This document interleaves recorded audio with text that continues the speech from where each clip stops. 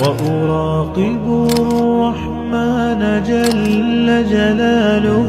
ছোট ভাই আমার, বোন আমার, প্রতিজ্ঞা করো, বাপ মরবে, মা মরবে, ভূমিকম্প হবে, সিডর হবে, এই পৃথিবী লন্ড ভন্ড হয়ে যাবে, বেঁচে আছি মানে ফজরের 2 পড়তেই হবে।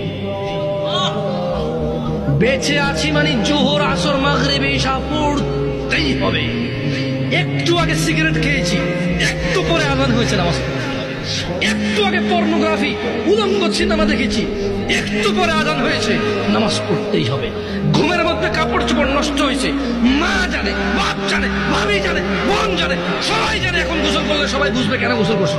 সবাই বুঝলে বুঝুক, না বুঝলে নাই। আরে বুঝলেই কি না বুঝলেই কি, আমার কাপড় নষ্ট হয়েছে, গোসল আমার ফরজ হয়েছে, আমি গোসল করবো, নামাজ পড়বো।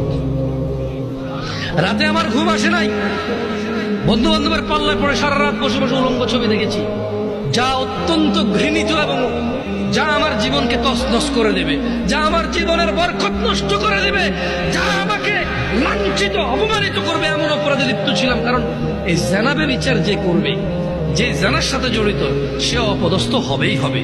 আপনি আখিরাতে তার আছেই। এই একটাই অপরাধ জানাবে বিচার, একটাই অপরাধ অশ্লীলতা, যেটা শাস্তি আল্লাহ দুনিয়াতে দিয়ে দেয়। কোথায় দেয়? আখিরাতে তো আছেই। সারা রাত উলঙ্গ ছবি দেখেছো, দেখে নিজের জামা কাপড় নষ্ট করেছো, অপবিত্র করেছো নিজেকে, অসুবিধা নাই। গুনাহ যা হওয়ার হয়ে গেছে, গুনাহ নিয়ে পড়ে থাকলে চলবে না। গুনাহ যা হওয়ার হয়ে গেছে, গুনাহ নিয়ে পড়ে থাকলে চলবে না।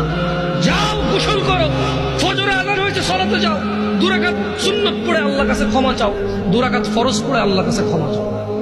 আর দেখবা না, প্রতিজ্ঞা করো, আবার দেখে ফেলেছো, অসুবিধা নাই, জোহর আযান হয়েছে, যাও মসজিদে যাও, গোসল করো, 2 রাকাত নামাজ পড়ো, আল্লাহর কাছে ক্ষমা চাও, প্রতিজ্ঞা করো, আর দেখবা না। আবার দেখে ফেলেছো, অসুবিধা নাই, পরের ওয়াক্ত আযান হয়েছে, যাও মসজিদে যাও। কারণ মনে রাখবা, সকল অপরাধ গুনাহ, নামাজ যদি ছুটে যায় কুফরিয়া শিরকি হয়ে যাবে, ছাড়া যাবে না নামাজ। আমি কি বুঝাইতে পেরেছি?